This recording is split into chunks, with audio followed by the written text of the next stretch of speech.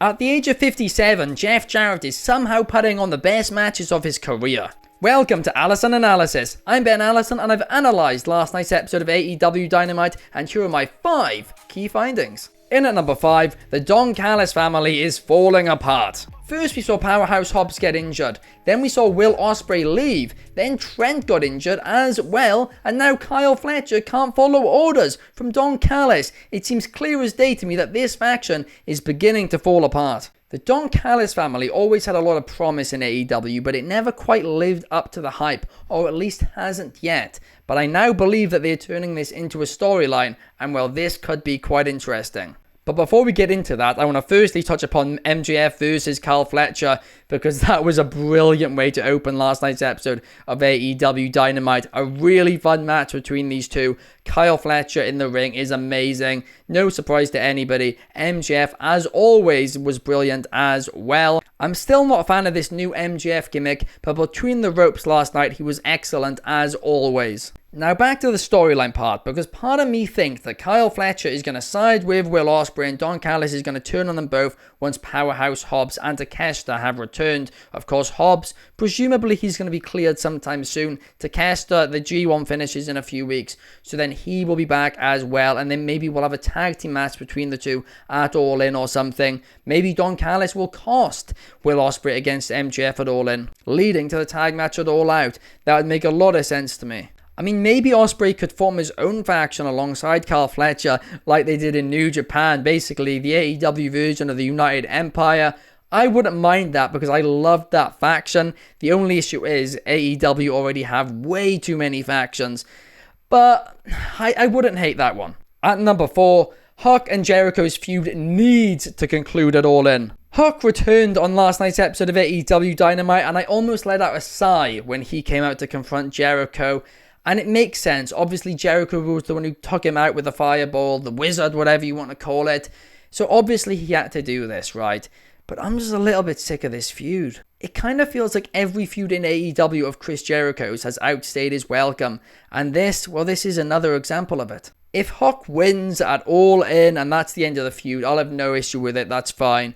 But I'm worried it'll go on longer. Hopefully I'm wrong. But as far as I'm concerned, this feud needs to be done in Wembley Stadium. At number 3, Blood and Guts did absolutely nothing to solve the power struggle in AEW. I thought the point of that match was to solve this power dispute between the Elite and Tony Khan. But it's even more confusing because the Elite are making decisions, Tony Khan's overruling them, then Tony Khan's making decisions, and the Elite are overruling them. I thought Blood and Guts was meant to be the blow-off match to this. And I said it at the time, it made no sense to me why Christopher Daniels and the Elite weren't on screen more together arguing in the build-up to that match.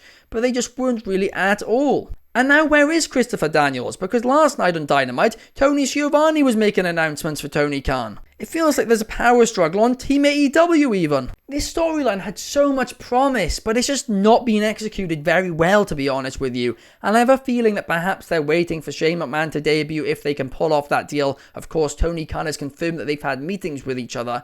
But I mean, that would be cool, but I just think it's ruined the story because of how much they've dragged it out and how they just haven't really done anything with it. It just feels like it hasn't been very well thought out, and it sucks because, like I said, it had so much promise. In at number 2, AEW's tag team division is in an absolute crisis. I mean, this isn't really a surprise to anybody based on how they've been booked over the past year, but it's in really bad shape right now. The Acclaimed have been number 1 contenders for the Tag Team Championship since June. They've never had their shot, and now they're feuding with FTR for the number 1 contendership? What? I mean, this genuinely might be the worst AEW booking I've ever seen. They've just completely forgotten about it, it feels like. Apart from the fact they haven't forgotten about it, because they are acknowledging it. Just nothing's coming from it. I don't even remotely understand why FTR are involved in this. I mean, the booking of the tag team division has been atrocious over the past 12 to 18 months. And it really, really sucks. Because the best part of AEW when it started was the tag team wrestling. And now they almost care less about it than WWE do. And that's saying something because they don't care either. Nobody cares about tag team wrestling anymore, and it sucks. Because it was one of the best parts of AEW at the start. They proved that tag team wrestling can be a draw. That it can be the main event. And the fact that the Young Bucks just never defend the tag team championships is a whole other issue. But anyway, let's end the day on a bit of a positive, should we? Because at number 1, Jeff Jarrett keeps proving me wrong. Listen, I'm not a Jeff Jarrett fan. I've never been a Jeff Jarrett fan in TNA or WCW. But I'll tell you what, I was a fan of this match last night. Jeff Jarrett and Bryan Danielson absolutely killed it in the main event and were arguably the best part of the show. The fact that he can wrestle this well at 57 years old needs to be applauded, even if I'm not the biggest fan of his gimmick. I mean, he's doing a great job right now. And it wasn't just this match either. A couple of months ago during the Owen Hart Cup, he had that brilliant match against Hangman Page as well, which had a brilliant story. I do think it's time for him to hang up the boots fairly soon, but to go out on top the way he's going out is absolutely tremendous. And again, I keep mentioning the fact he's 57, but that's like just crazy to me. But that's pretty much all the analysis for today. I also want to give a shout out to Tony Storm and Mariah May, who also advanced their feud.